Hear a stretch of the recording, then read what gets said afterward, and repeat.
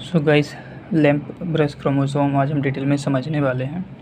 Lamp brush chromosome यानी इसका appearance एक बोतल क्लीनर या टेस्ट ट्यूब क्लीनर का जो ब्रश होता है वैसा ये दिखता है। इस तरीके से ये टेस्ट ट्यूब क्लीनर है, इसके ये लूप्स हो जाते हैं और ये एक्सेस हो जाती है। एक्सेस डीएनए की ही बनी है, सब कुछ डीएनए का ही होगा क्योंकि क्रोमोसोम है ये। तो इसके बारे में हम पहले देखते हैं कि ये observed by Walther Flemming in 1882 in salamander oocyte। तो सबसे पहले से वॉल्टर फ्लेमिंग ने देखा था, कहाँ देखा था, एक एम्फीबियन है सैलेमेंडर, उसके oocyte में।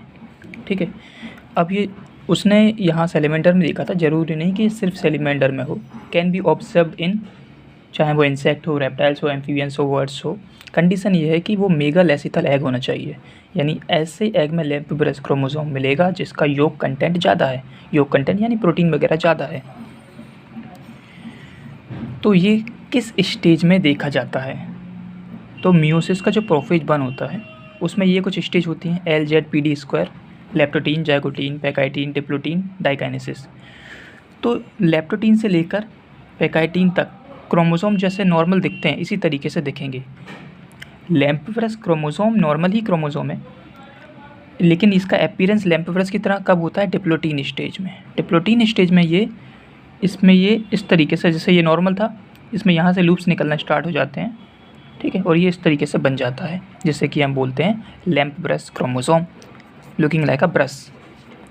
तो जैसे मैं बता रहा हूँ कि नॉर्मल स्टेज में हमारा ये क्रोमोसोम है, ये 2 सिस्टर क्रोमेटिड हैं, एक ये। ठीक है, इनमें ये क्रोमोमियर्स हैं, ये देख रहे हो, क्रोमोमियर्स हैं ये। तो ये डिकंडेंस होंगी, तो ये डिकंडेंस होकर ये लूप्स बन लेती हैं, डिकंडेंस होकर ये लूप्स बन गई। जहाँ भी पैरेलल में है ना, पैरेलल, ये लूप्स बन गई। तो ये एक्सेस है, ये लूप्स बन गई पैरेलल। ठीक है, तो ये लूप्स कब बनते हैं?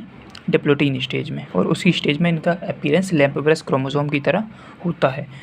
अब मैं इन लूप्स को थोड़ा सा जूम करूँ अगर, तो ये कैसे दिखते हैं। इसका डायग्राम थोड़ा लूप्स का टेढ़ा बन गया है, होता ये ऐसा ही है, इक्वल, एक जैसे। खैर, तो इस लूप को अगर हम देखें तो ये एक्सेस है, ये लूप का एक्सेस है। एक्सेस यहाँ से आ रहा था डीएनए का, ये एक्सेस है।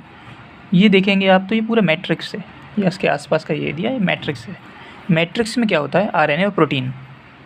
अब ये आरएनए प्रोटीन मैट्रिक्स में डीएनए में कहाँ से आया? तो मैंने इसको थोड़ा सा और जूम करा है।